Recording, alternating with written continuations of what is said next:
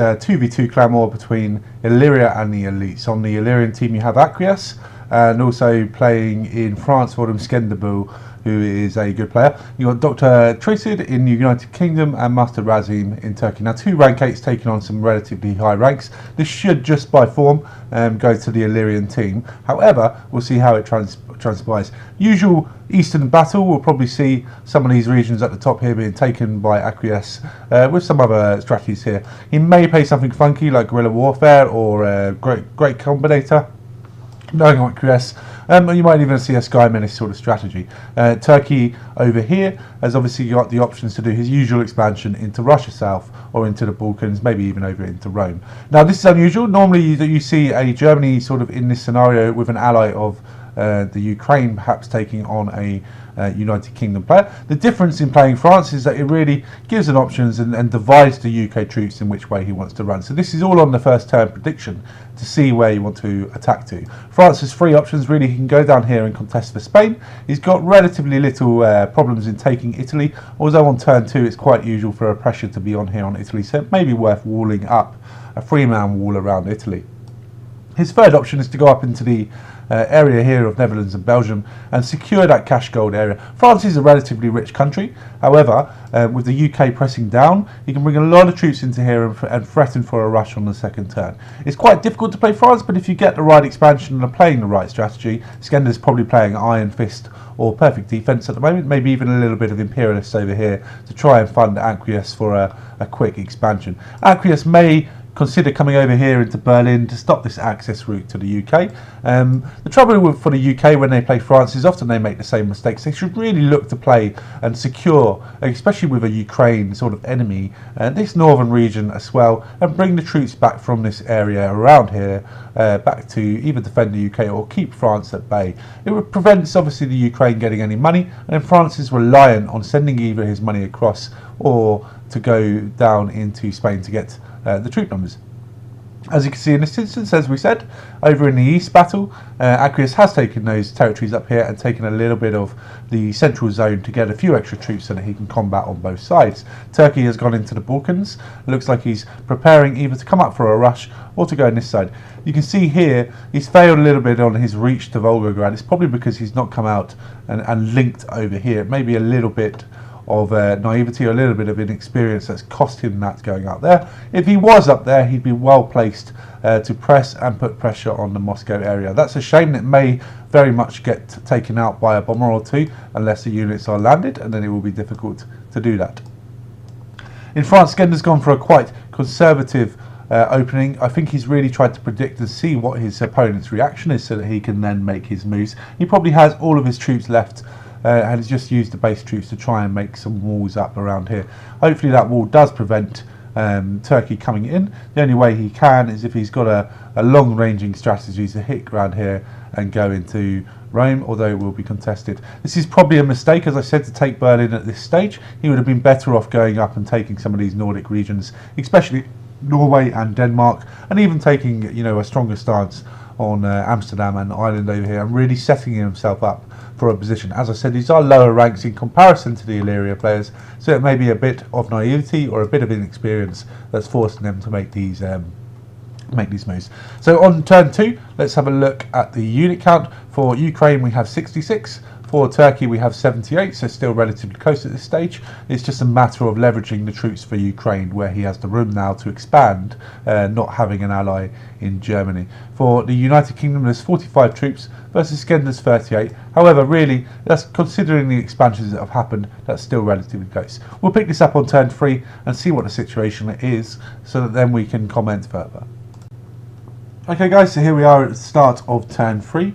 Obviously in important terms in terms of working out where your opponents are and what is happening here. Acquiesce expanded still really well. It's still got a solid placement in the east over here, with his units staying in contention in the centre of Europe to prevent the Turkish ally enveloping him around that way. He's also assured that the Turkish member has lost his full country bonus, which in the east, if you've not necessarily got the funding coming from your ally, is quite important to keep. The Turkish player is okay considering his rank, You know, he's only a rank 8 here. He's got quite a good position. Obviously setting up for a rush. This wall may just prevent that rush from being full coming in, or he may indeed come and try and take this area off of Skenderbeu over here. Now Skender's strategy here was, if you saw last turn, was to protect his pieces so that he could then react to his opponent's move, knowing that his opponent is a little bit displaced by being in Germany and doesn't really have the quick links back that he would if he was up here in Sweden or even in the Benelux. He knows that he doesn't necessarily need to defend as hard as he would have needed before, and has gone and expanded as much as possible. This Bari unit is interesting. That may be designed to come over here and assist Aqueous in taking out some of these full country bonuses, or even preventing these units coming through another key port which is often underlooked, Split over here. So Split is a very important port in terms of this area of the Balkans, the northern Balkans, and also Austria and Hungary here. Is a quick access route to come into Italy for a lot of troops here. So you've got a good 16, 17 troops, plus whatever you already have stationed, that can come into Italy and take out that area. It does look like this is positioned in a similar vein to where Bilbao is, so that you can go up through here, either around Brittany or even through a land bridge there with your transports to hit London or to hit some of these southern UK cities. Now, if Skenderbeu does take out these southern UK cities, no matter what the strategy is, unless he's playing Blitz, he won't be able to come down and take Madrid on a late move or anything like that. If he's playing anything other than Naval Commander, then he'll have to use Plymouth to come down to take out that area around here. If he is playing Naval Commander, he can obviously use Bristol, which will reach, and there's also a land wall here, so if he needs to come down through Ireland, he can get some troops down this way. It's pretty weak play by the UK, if I'm honest. He's managed to get walled up here in Amsterdam, which is never going to do him favours. Hasn't really taken the areas in the north here, has focused too much on Germany, which is a bit of a displacement in this scenario, as Aqueous can just at any moment swoop in with these units here. You know, obviously the key ports up here, which are again another overlooked sort of source of entrance for an attack on Germany through this manner here. I think he's in a solid position, Aqueous. I don't think that he's going to get capped, even if there is a rush over here. And also Skenderbeu looks like he's in a good situation. Now, as I said, where Skender's probably playing, it looks like perfect defence in this circumstance. He'll easily defend Paris if there is any sort of rush on there this turn. He's just got to be cautious of making sure that one of these cities is taken, and also that the London Wall is down. So we'll pick this up on turn 4. Turn 4, obviously a key turn. The turn before reinforcements, so a turn where you may see some rushes, you may see some protection of pieces before turn 5. So we'll pick that up in a second. It goes back with turn 4, and as you can see, Aqueous has continued to control this sort of central region. He's managed to now get himself walled, which is a very good situation for him as a preventative attack. Let me just double check that. I'm being blocked out by the general there to see if it is. I do think it is walled. We'll have to see if there's a rush next turn, but it does look like it's walled. As you can see from the overall map here, sorry to be moving around so a lot, but as you can see from the overall map, and obviously the team game, the green sort of teams, so Aqueous and Illyria, are in a very good position presently. He's managed to take out that link here, so if he now takes out Hamburg, there's no link back for these German troops, and he's very much facing an uphill battle. The only thing I will say for Skender is he could have taken out one of these cities to prevent that full country bonus and limiting the money that's going across to Turkey here. However, Turkey hasn't really expanded out of the Balkans, so he's kind of stuck with the units that are there really. We do look at his position. He's decided to go in and press some units here, which isn't going to do too much damage to Aqueous. However, there could be a turn block on Odessa to stop any sort of Istanbul take or any Varna take or any sort of access to the Balkans here. It does look like Aqueous' and Illyria's plan is to take out this German Berlin here. If he takes out that, he's eliminated all of the troops that are in the minor cities in Germany, and they're really locked the UK into the UK, which will be game over for the team over here. So we're looking at troop counts now. Ukraine is 125, Turkey on 113, France on a solid 68, and 68 for Dr. Trisib in the United Kingdom. That said, the French forces are a bit more concentrated than perhaps scattered around, as you can see for the United Kingdom there, whereas Aqueous has a nice solid base of both income and troop numbers, the troops coming from this area in Central Europe and also the 2 Russian cities, and his money coming from taking, as you can see, full Finland up here. Again, as I say in most of my videos, always look to take the full country bonuses as you have in Russia Central and Finland, as I'll give you just those extra troops so that if you need to build a more attacking unit with better stats rather, then you can use that excess money to do so, or indeed if you need to save it and micromanage for a future turn, you'll be able to do so again. So the next turn is reinforcement turn, so there may be some rushes on this turn, or there may be some holds of key areas to ensure that then the game is locked up in the favour of where you want it to be. I fully expect from this point that Illyria will win this game. They're looking very solid in the western battle over here and really blocked in the Turkish player here. Turkey may take a risk and come out and take Rome, which wouldn't necessarily be a bad move at present, as he doesn't have Barcelona. However, it may be leaving him a little bit wrist open to eventual rushes from this area through into Ankara. So start of turn 5, as I said before, this is the right turn to rush. However, the UK player has capped, albeit by 1 unit over here, Paris. This should easily be recapped, especially where you have a lockdown here and Birmingham. And I expect on this turn for Skender to be able to take both the United Kingdom and recap his situation in Paris. Worst comes to worst, what Skender will do is simply take the United Kingdom so that he's able to utilise this reinforcement that he's just taken here and then retake on a later turn. He also has the added bonus that we're not going to be able to reinforce here from Germany, as Acreus has expected, come over and taken Berlin at any point he wanted. This is a nice wall by Acreus here, just blocks any sort of rush coming up from Istanbul, and is a preventative measure to keep Turkey in place. Although Turkey still has the units and probably on a good unit level, he really doesn't have the opportunity to come up here. I'll have to ask Acreus after this game if he got rushed on this turn to see if that is what happened, or if indeed he just took his units and repositioned them over into Central Europe. Let's have a look at the unit count. You see Acreus is now on 144 and Turkey is down to 177, so there's a gain there of about 30 units. The United Kingdom is 47 and Skenderboo's on 69. So I think this one is won by Illyria just on that key turn. Although he has been capped, it's probably an easy recap given how close that battle was. The only thing that may be in the favour over here is generals are ridiculously strong when you're playing a perfect defence strategy, or even putting units and pumping them in there. If Skender is patient, he will easily recap. Acreus has the opportunity as well to come and take these cities that are going to be hard to defend if he's trying to defend Paris over here. He's got no chance of really holding London at the expense. He might hold London, but he'll lose some of these cities around here, and that's pretty much game over. Very good play by Illyria. If you're ever looking for how to play sort of conservatively, I take this guide as from Skenderboo as a guide, quite a conservative player, and then reacting on turn 2 to what his opponents has done and the little intricate mistakes like going for Berlin and Germany over perhaps securing up this northern region that has allowed Acreus to come in and force this issue over here to go and save his colleague if he needs be.